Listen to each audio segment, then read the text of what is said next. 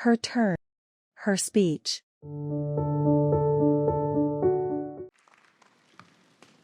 Well, thank you, President Price, and to everyone who has worked behind the scenes preparing for this special day. Good morning, fellow trustees, distinguished faculty and administration, honorees, families, and friends. And most importantly, the Duke University class of 2022. Congratulations to each and every one of you.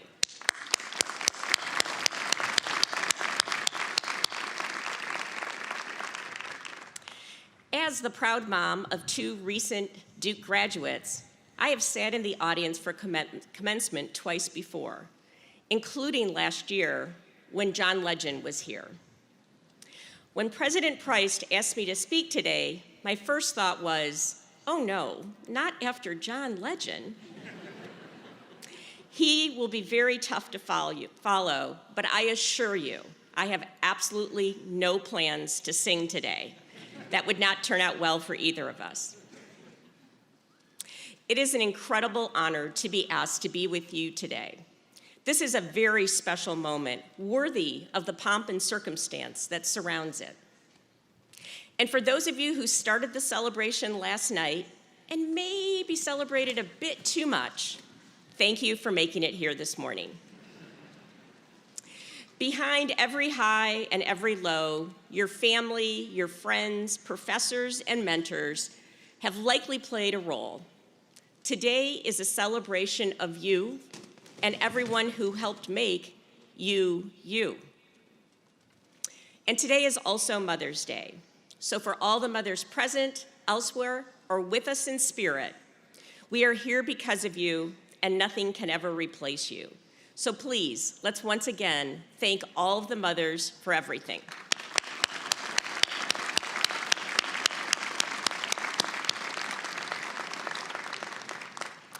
My story starts with my family because family means so much to me.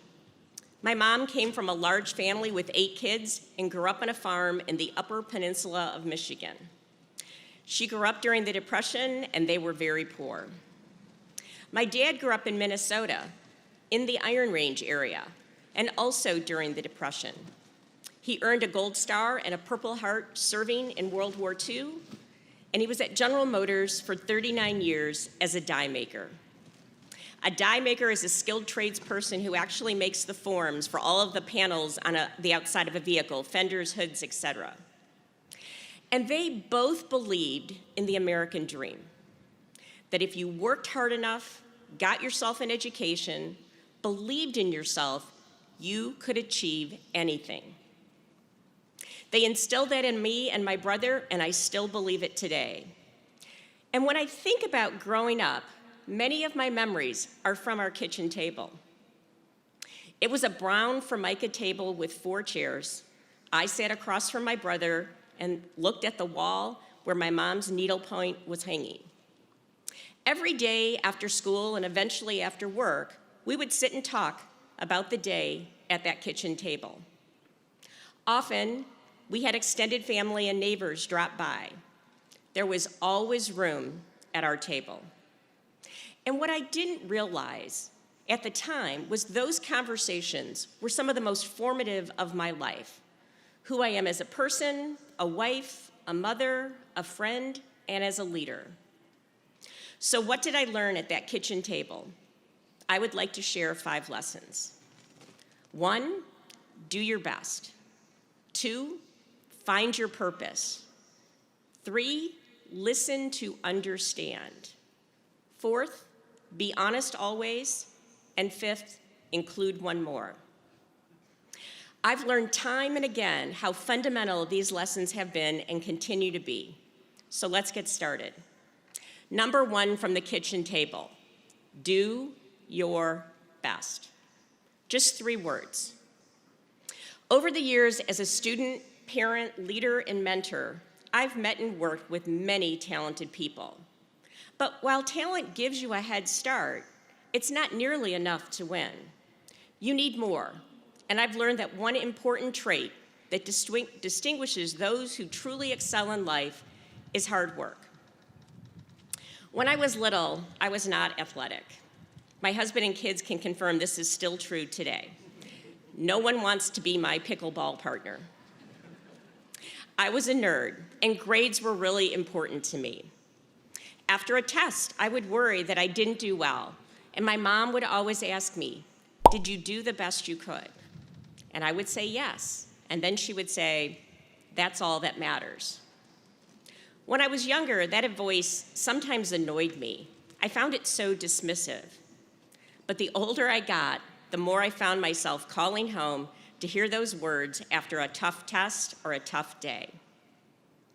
I've always been a big believer in the expression, hard work beats talent if talent doesn't work hard. And to quote Coach K, believe that loose ball you are chasing has your name on it. If you choose to do something, do your best, work hard. A degree from Duke will open doors and give you a boost, that's for sure.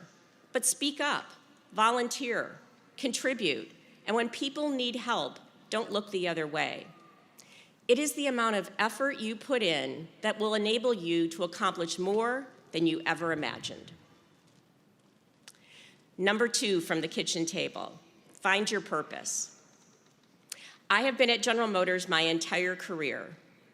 And as Vince said, when I was 18, I started as a co-op student, meaning I would work for 3 months and go to school 3 months, and I did that for 5 years. It paid for college. It's where I met my husband, Tony, of 36 years.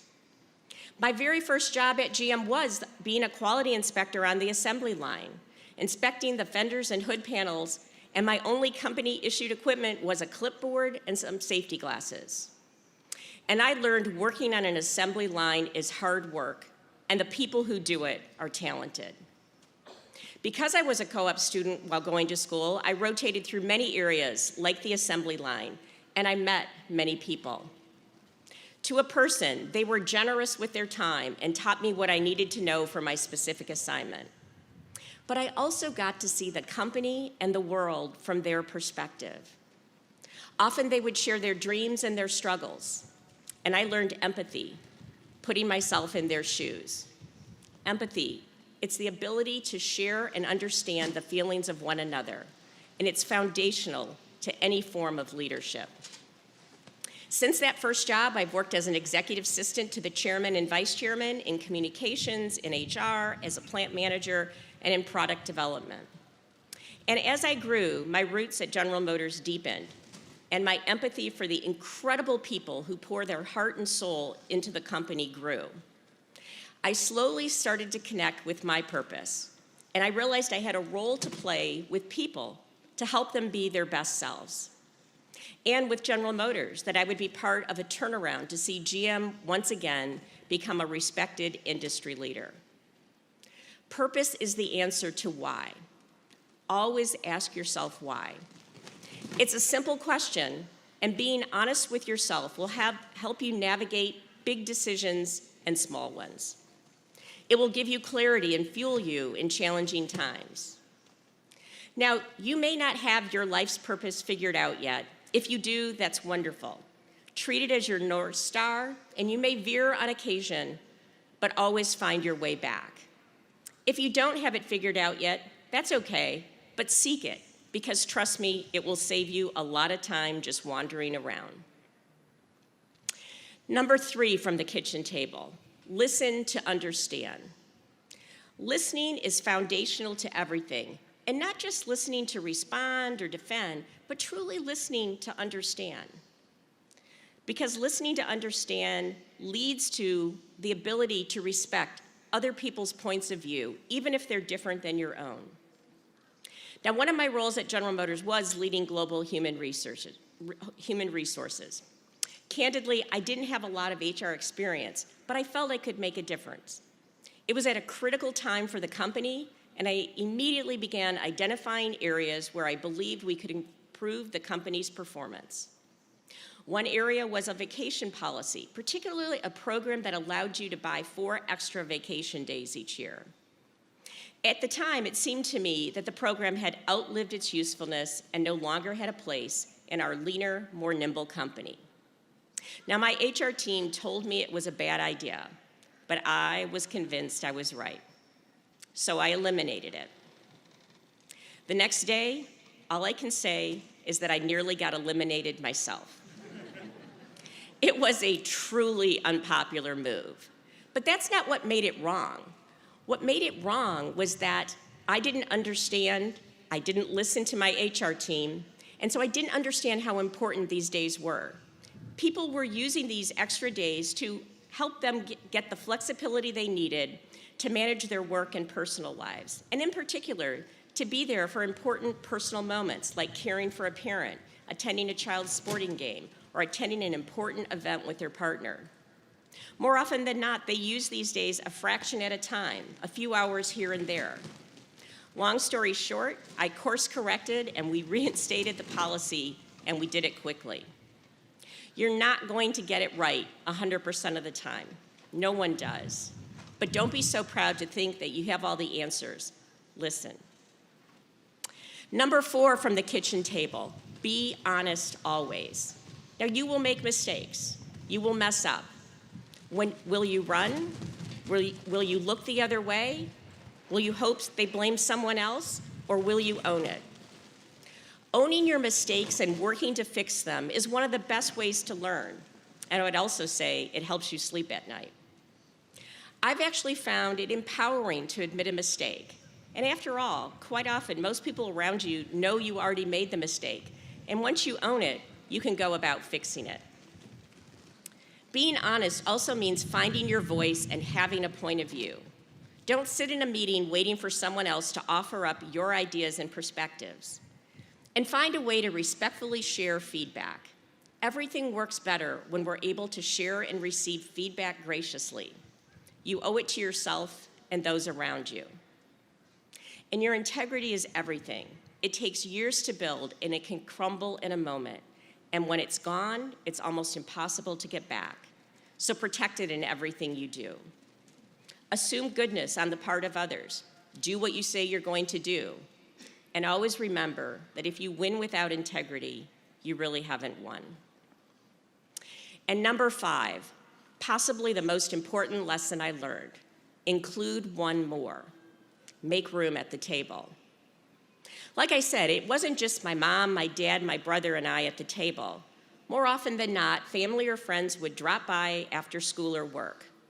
We'd pull up extra chairs, and then all of a sudden, it would be dinner time. My mom would put on the table whatever she had planned for dinner, and then if she didn't have enough, she would make tuna fish sandwiches. There was definitely a point in my life when I saw her going to the cupboard, I'd think, please, no, not tuna. And I have to admit, I was a little embarrassed that that's all we could offer. And then many years later, at my mother's funeral, my cousin Cheryl, who was a deaconess, did the eulogy. She started out by asking, how many people have ever had a tuna fish sandwich at Aunt Eva's house? Hands shot up all across the room, with everyone with big smiles on their faces. And that's when I realized it had nothing to do with the tuna. When you were at my house, you were going to talk, people were going to listen, you were going to laugh for sure, and you might even cry, either from sadness or happiness. And you would be fed, even if it was a tuna sandwich. There's always room for one more. Everyone was included. And that's what Tony and I have tried to do for our children, and that's what I try to do professionally as well. You know, there's a lot that's not right in the world, plenty to be worried about. But there are also so many reasons for hope. And I think the collective conversation and progress we're making on the power of inclusion is a huge cause for hope.